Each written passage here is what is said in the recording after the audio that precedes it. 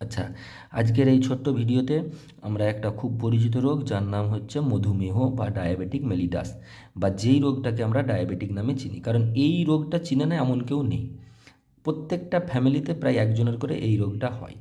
তাহলে এই রোগটা অ্যাকচুয়ালি কী রোগ আমরা দেখব। রক্তে আমাদের যে গ্লুকোজ লেভেল থাকে তার স্বাভাবিক মাত্রা কত, 70 থেকে 100 mg না 100 ml রক্তের মধ্যে। এই মাত্রাটা যখন ছাড়িয়ে যাবে তখন এই রোগটা আমাদের দেখা দিবে। কেন হয় রোগটা? না আমরা দেখব এখানে একটা গ্রন্থি অবস্থান করে আমাদের, যার নাম হচ্ছে অগ্নাশয়। এই অগ্নাশয়ের আইলেটস অফ ল্যাঙ্গারহ্যান্সের একটা কোষ আছে যেটাকে বলা হয় বিটা কোষ। এখান থেকে একটা হরমোন ক্ষরণ হয় যার নাম হচ্ছে ইনসুলিন। এই ইনসুলিন অ্যাকচুয়ালি আমাদের কি করে না রক্তে গ্লুকোজের মাত্রাটাকে বজায় রাখে বা স্বাভাবিক রাখে। ইনসুলিন হরমোন যদি কম পরিমাণে ক্ষরণ হয় তখন আমাদের এই গ্লুকোজের পরিমাণ রক্তে বেড়ে যায়, দিয়ে এই রোগটি দেখা যায়।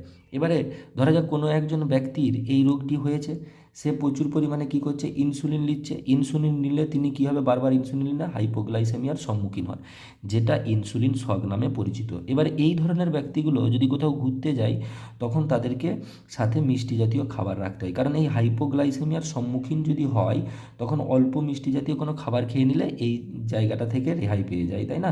এরপরে দেখবো আমরা এই যে ডায়াবেটিস মেলিটাস, এই মেলিটাস রোগের লক্ষণটা কি দেখব। দেহের ওজন হ্রাস পায়, অতিরিক্ত খিদে পায়, মূত্রে শর্করার উপস্থিতি দেখতে পাওয়া যায়, সেটাও একটা রোগ। এটাকে বলা হচ্ছে গ্লুকোসুরিয়া।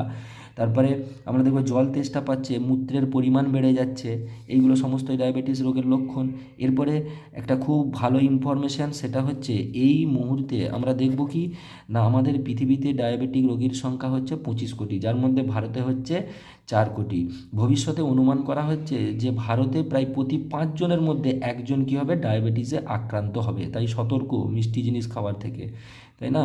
তাহলে এই রকম ভিডিও যদি ভালো লাগে বা এই ভিডিওটি যদি ভালো লাগে অবশ্যই একটা কমেন্ট, শেয়ার এবং সাবস্ক্রাইব করবেন চ্যানেলটিকে, আর বেল আইকনটি টিপে পাশে থাকবেন যাতে এই ছোট্ট ভিডিওগুলো আপনার কাছে চলে যায়, সচেতন থাকতে সাহায্য করবে।